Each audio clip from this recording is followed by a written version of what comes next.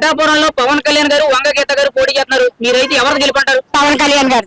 ఎందుకని అంత one side గా నొక్కి పెట్టి చెప్తున్నారండి? చెప్పాలి ఏంటే ఇప్పుడు పరిపాలన 5 సంవత్సరాల పరిపాలన వేరు, ఇప్పుడున్న పరిపాలన వేరు. ఇప్పుడు వచ్చే రాబోయే పరిపాలన చూడండి ఒకసారి. ఇది వరకు చూసి 5 సంవత్సరాల పరిపాలన, ఈ పరిపాలన చూడండి. ఎవరికైనా నేను ఛాలెంజ్ చేసిస్తా. ఎవరైనా ముందు గత జరిగిన 5 సంవత్సరాల్లో జరిగిన పరిపాలనకి మా అన్న దిగి జరిగినప్పుడు జరిగే పరిపాలనకి తేడా చూపిస్తాను నేను. ఎవరైనా సరే నేను ఛాలెంజ్ చేసిస్తా. ఎవరికైనా దమ్ముందా? సింహాన్ని ఆపే దమ్ము ఎవరికన్నా ఉందా? వాసవి ఆన్లైన్ సర్వీసెస్ మా వద్ద పాస్పోర్ట్ వీసా సర్వీసెస్ కలవు. వీసాలో 99% అప్రూవల్ సక్సెస్ రేట్ ఉంది. Please contact 8019482544. ఈ 5 ఏళ్లలో జగన్మోహన్ రెడ్డి పరిపాలన ఎలా ఉందంటారు? ఇంకేదోలా ఉందిలే. ఏదైనా ఉందండి మీ ఒపీనియన్ ఏంటండి? ఒక్కలా ఉంది. ఇప్పుడు మరి జగన్మోహన్ రెడ్డి రెండో అవకాశం అడుగుతున్నారు, మీరే ఉంటారు? అనుకోండి ఎంత మేము మొన్న మా ఊళ్ళో అక్కడ అనుకున్నాం. జగనన్న పరిపాలన వస్తే గుడి దగ్గర చెప్పులు వేసుకొని బుకింగ్ చేసుకొని ఉండించుకున్నాం గట. గుడి దగ్గర ఆకేసుకొని అడుక్కోవడానికి అదే చెయ్యాలి. ఇప్పుడు కొత్తగా జగన్మోహన్ రెడ్డి గారు ఒక చట్టం పెట్టారండి. మీ ఆస్తుల ఒరిజినల్ పత్రాలు ఉంటాయి కదా, పత్రాలు కానీ స్థల పత్రాలు కానీ, ఆ ఒరిజినల్ డాక్యుమెంట్లు జగన్మోహన్ రెడ్డి గారు ఉండాలంట, మీ దగ్గర డూప్లికేట్లు ఉండాలంట. కరెక్ట్ అంటారా మీరైతే? అమ్మ ఓడిచ్చాడా? మాకేమన్నాలి? అమ్మ ఓడిచ్చాడా? మేము కష్టపడి సంపాదించుకునేవి వెళ్ళి మా అన్న అద్దెగా పెట్టుకుని మేమేం తినాలి? మా పిల్లల పరిపాలన, మా పిల్లల భవిష్యత్తు ఏం కావాలి? రేపు పొద్దున మీకు ఏదైనా అత్యవసరం వచ్చి మీరు ఏ బ్యాంకు లోన్ వెళ్తే అప్పుడు మీ పరిస్థితి ఏంటంటారు? అదే అన్నారు కదా, అప్పుడు మా పరిస్థితి ఏంటి? ఆయన దగ్గర పెట్టుకుంటే చాలా మంది ఏమన్నారు అని అంటే, ఆల్రెడీ సచివాలయాలు, కోర్టులు, కొన్ని ప్రభుత్వ ఆస్తులను తాకట్టు పెట్టారు, రేపు మీ ఆస్తులు కూడా తాకట్టు పెడతారన్నట్టు మాట్లాడుతున్నారు. దానికి మీ సమాధానం ఏంటండి? పెడతాడు, ఆయనకు అవసరం అయితే అదే పెడతాడు. ఆయనకు అవసరం అయితే అదే పెడతాడు కదా.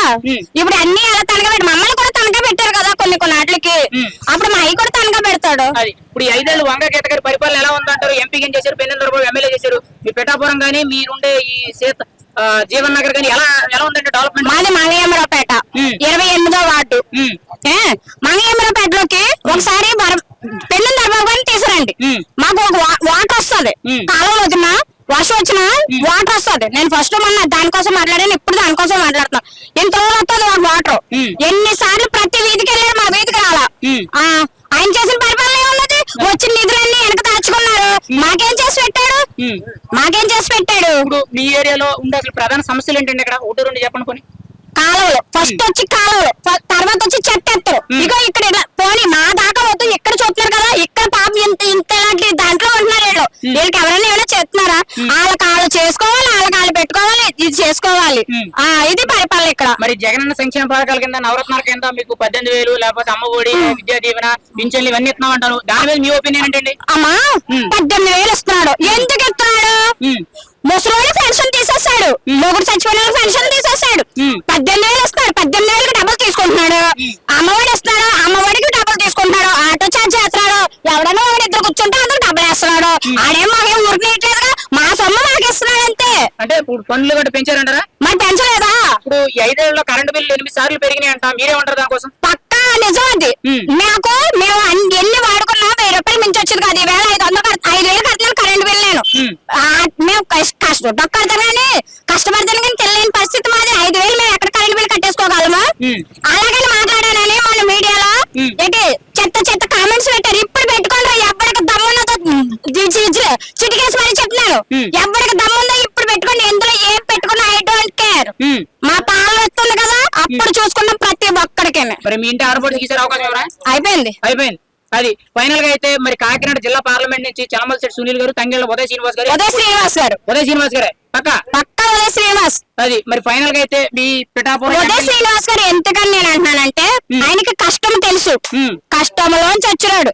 ప్రతి ఒక్కరికి జీవన ఉపాధి కల్పిస్తున్నాడు. ఒక టీ టైం పెట్టి ఆయన ఈవిడ ఏం చేస్తారు? సునీల్ గారు ఏం చేస్తున్నారు?